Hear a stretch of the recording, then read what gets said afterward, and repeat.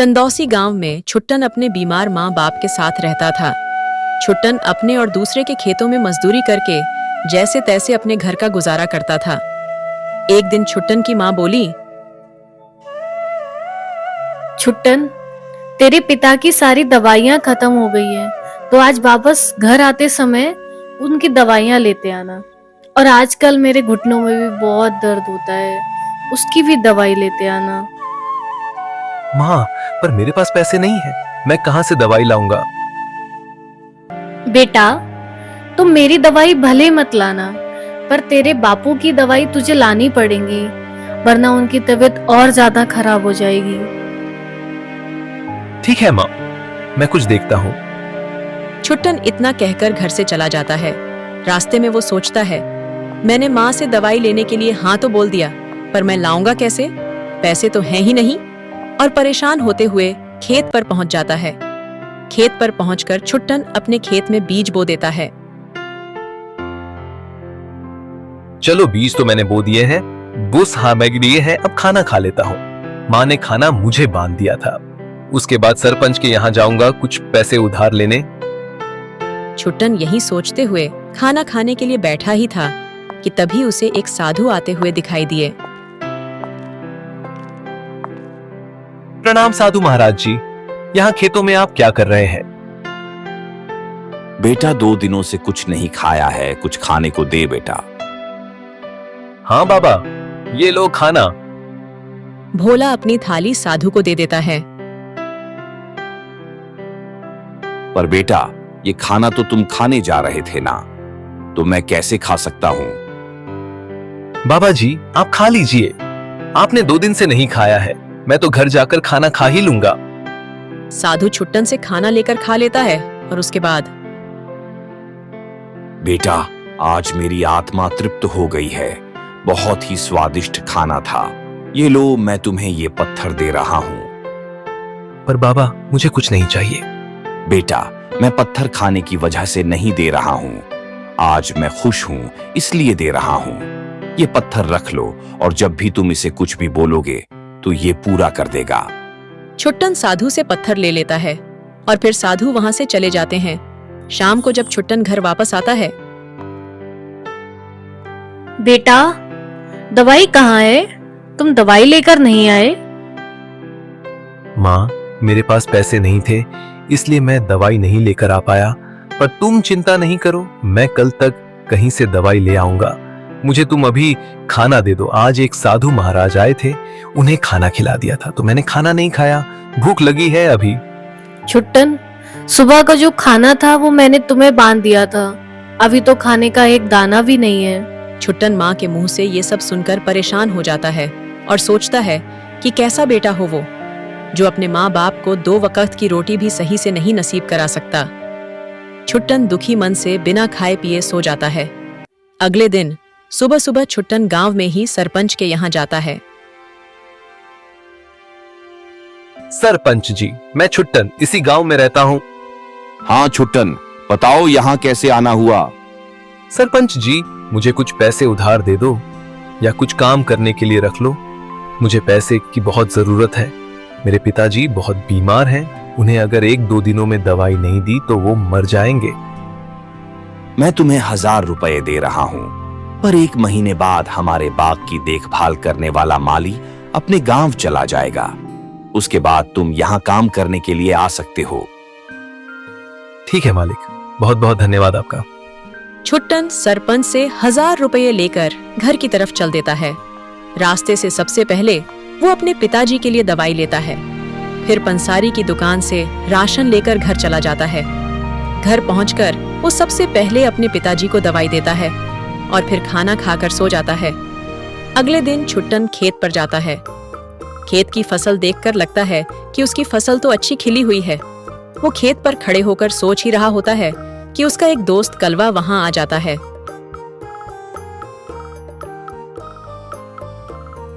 छुट्टन, इस बार तुम्हारी फसल तो बड़ी अच्छी लगी है, लगता है इस बार तुम्हारा नसीब बदलेगा। सुना है कि सरपंच ने भी तुम्हें 1 महीने बाद से काम पर रखने के लिए बोला है।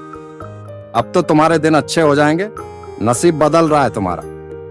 कलवा ये सब बोल ही रहा होता है कि छुट्टन बोलता है, कलवा यार तुम ऐसे नहीं बोला करो, क्योंकि जब कोई ऐसा बोलता है तो उनकी नजर लग जाती है, और नसीब का तो मुझसे अच्छा कौन जानता है कि हमारा नसीब कैसा है।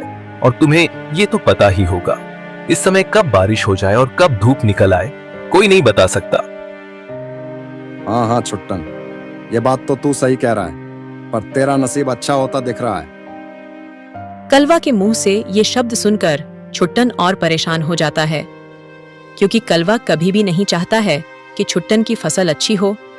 कलवा की नजर छुट्टन की जिंदगी में बुरी प्रवाह डालती है, इसलिए छुट्टन थोड़ा परेशान हो गया। कलवा वहां से मुंह बनाकर चला गया। छुट्टन भी घर जाने के लिए निकलने ही वाला था कि तभी घने बादल छा गए। जोरदार बारिश आ गई और देखते ही देखते तेज बारिश होने लगी। छुट्टन वहीं एक पेड़ के नीचे खड़ा हो गया और बारिश बंद होने का इंतजार करने लगा। पर लगता है आज बारिश ने पक्का इरादा बना लिया है कि छुट्टन की फसल बर्बाद करके ही जाएगी। बारिश बहुत देर तक होने के बाद आखिरकार बंद हो गई, पर तब तक छुट्टन की सारी फसल खराब हो गई थी। छुट्टन फसल देखकर बहुत ज्यादा परेशान हो गया और सोचने लगा, मैंने कलवा से बोला था कि मेरा नसीब इतना अच्छा नहीं है कि सब कुछ अच्छा हो, पर कलवा को तो बस बोलना होता है। छुट्टन परेशान होकर खेतों से वापस घर चला आता है। घर पहुंचकर, माँ, हमारी पूरी फसल बर्बाद हो गई, मेरे पास इतना पैसा भी नहीं है कि दोबारा से फसल बो सकूं। बेटा, लगता है हमारा नसीब ही खराब है, पर कोई बात नहीं। तुम अब सरपंच के यहाँ नौकरी करना और मैं भी गांव में किसी के यहाँ साफ सफाई का काम ढूंढती हूँ। नहीं माँ, तुम कहीं काम नहीं करोगे, मैं ही काम करूंगा। रात हुई, तीनों लोग सो जाते हैं। अगले दिन सुबह छुट्टन सरपंच के यहाँ काम करने के लिए निकल जाता है। वहां पहुंचकर वो पूरे दिन बाग में पौधों को पानी देता है। शाम को उसे अचानक याद आता है कि उसके पास एक पत्थर है, क्यों ना उसे आजमाया जाए। उसने उस पत्थर से बोला कि मेरे बापू की दवाई खत्म हो गई है, वो मुझे दे दो। छुट्टन के कहने के बाद भी जब पत्थर से उसे कुछ नहीं मिला, तो वो पत्थर को वापस रखने जा ही रहा था कि अचानक दवाइयां प्रकट हो गईं। छुट्टन दवाइयां देखकर बहुत प्रसन्न हो गया। उसने दवाइयां उठाई और घर की तरफ चल दिया। घर पहुंचकर जब दवाइयां अपनी माँ को पकड़ाई, तो उसकी माँ आश्चर्यचकित हो गई कि सुबह तक इसके पास पैसे नहीं थे, पर ये अभी कहां से लाया। छुट्टन ने अपनी माँ की आंखें देख ली थीं। उसने माँ के बोलने से पहले बोला, माँ, इतना परेशान होने की आवश्यकता नहीं है। उसके बाद छुट्टन पत्थर वाली पूरी बात अपनी माँ को बता देता है। छुट्टन की माँ को पहले तो यकीन नहीं होता, पर अभी तो दवाइयां सामने थीं, इसलिए यकीन करना पड़ा।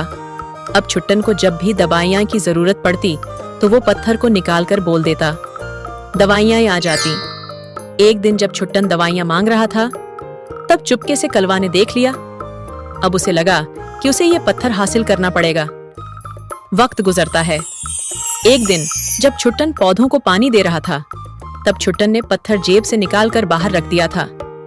कलवा ने मौका देखकर वो पत्थर चुरा लिया और उस पत्थर से हीरे जवाहरात मांगने लगा।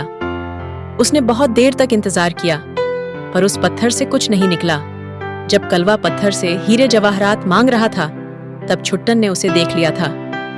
वो कलवा के पास आ ही रहा था कि कलवा ने पत्थर जमीन पर दे मारा और वो पत्थर टूटकर बिखर गया।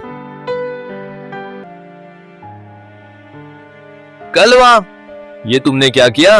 पहले तो मेरा पत्थर चोरी किया और अब पत्थर तोड़ भी दिया। उस पत्थर से कुछ नहीं मिला मुझे, इसलिए मैंने फेंक दिया। तुमने ये अच्छा नहीं किया। ये तो नसीब की बात होती है कि मेरे मांगने से मेरे बापू की दवाई आ रही थी, पर तुम्हारे मांगने से नहीं। इतना कहकर छुट्टन वहां से चला गया। वो घर की तरफ उदास मन से जा ही रहा होता है कि रास्ते में फिर से वही साधु बाबा मिलते हैं। क्या हुआ वत्स, तुम बहुत परेशान से प्रतीत होते हो। बाबा जी प्रणाम। आपने मुझे एक जादुई पत्थर दिया था, वो आज मेरे दोस्त ने तोड़ दिया। उसके बाद छुट्टन ने बाबा जी को बताया कि कैसे कलवा ने पत्थर चोरी किया और फिर उससे हीरे जवाहरात मांगे। जब नहीं मिले तो पत्थर फेंक दिया। बाबा छुट्टन की बात सुनकर बोले, बेटा, वो पत्थर मैंने तुम्हें दिया था, वो तुम्हें तुम्हारे नसीब से मिला था। कलवा ने वो पत्थर चोरी कर लिया। वो उसके नसीब में था ही नहीं, इसलिए उसके पास जाते ही टूट गया। बाबा, पर अब मैं अपने बापू को दवाइयां कैसे दूंगा? बेटा, तुम चिंता मत करो, बस कर्म करते जाओ और फल की चिंता मत करो। ये तो अपना अपना नसीब है, जिसे जो मिलता है वो अच्छे के लिए मिलता है। छुट्टन बाबा से विवेकपूर्ण बातें सुनकर घर आ जाता है। अब वो खूब मेहनत करता है।